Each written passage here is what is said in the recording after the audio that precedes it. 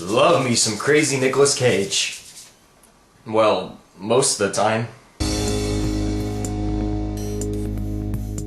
Ghost Rider Spirit of Vengeance is a sequel to the 2007 movie Ghost Rider and stars Nicolas Cage as Johnny Blaze, who's now hiding out in Eastern Europe until he gets this offer from an old friend in which he must save this kid from the devil who's supposed to be his earthborn son. But along the journey he finds out that there's a chance that he could rid himself of this curse he's had forever, and that starts to complicate things as the movie goes on. Now, unlike some people I do know, I was not looking forward to this movie one bit at all, and it was really the only other movie I would have had to see this weekend anyway.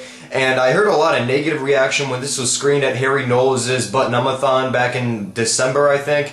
And it has due right to have that negative reception, because this is definitely one hell of a bad comic book movie. Nicolas Cage is back and crazier than ever, and it especially emulates Nicolas Cage going crazy acting when he has to try and hold in his power when it keeps on coming back in at him. And I definitely like me some crazy Nicolas Cage once in a while, because I love it when the guy just goes nuts, because there's one of very few actors that really do that in a lot of the movies that they star in these days. However, as much as he does overact all the time in this movie, he's given a ton of bad puns. In fact, almost the entire cast is given bad lines, and I'm definitely going to get to that in just a bit. Idris Elba's role could really have just been cut out of this movie entirely. He could have just been a cameo in the beginning, because after that scene they do have him, he really isn't used until it comes to the final act of the movie, and that is really underused talent of Idris Elba, because that guy's a great actor. I mean, he's been working his ass off for a while. But with a lot of the movies that he stars in these days, they just don't stand up to his talent. I mean, this guy just won a Golden Globe, yet he really has starred in some bad movies before, like Takers and Obsessed. We really gotta get this guy some better roles in the future. I don't really know offhand who played the mother and son duo that were in this movie that also serve alongside Nicolas Cage throughout the film,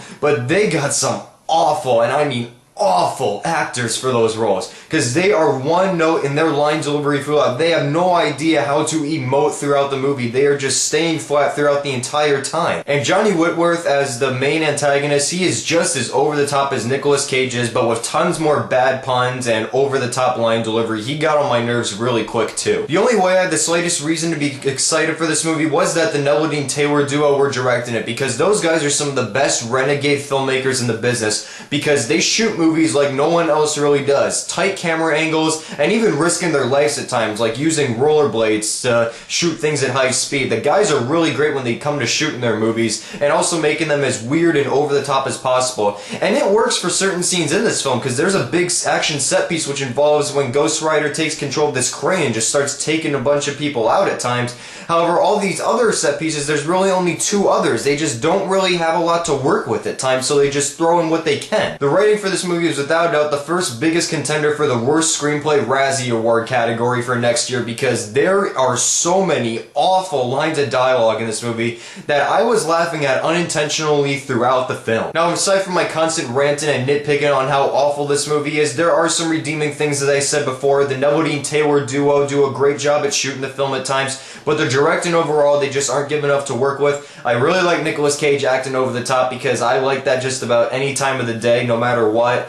However, this movie is just bogged down by an awful, and I mean just horrendously awful script that just totally takes back the entertainment value and makes it a massive disappointment in the end, even if you're going in with the lowest expectations. And that's why I'm going to give Ghost Rider Spirit of Vengeance 2 out of 5 stars, and that is a pretty lenient rating right there, let me tell you. So if you enjoyed my review of Ghost Rider Spirit of Vengeance, I'll put an annotation right up here when my written review is up on my website, which you can find in the link down in the description.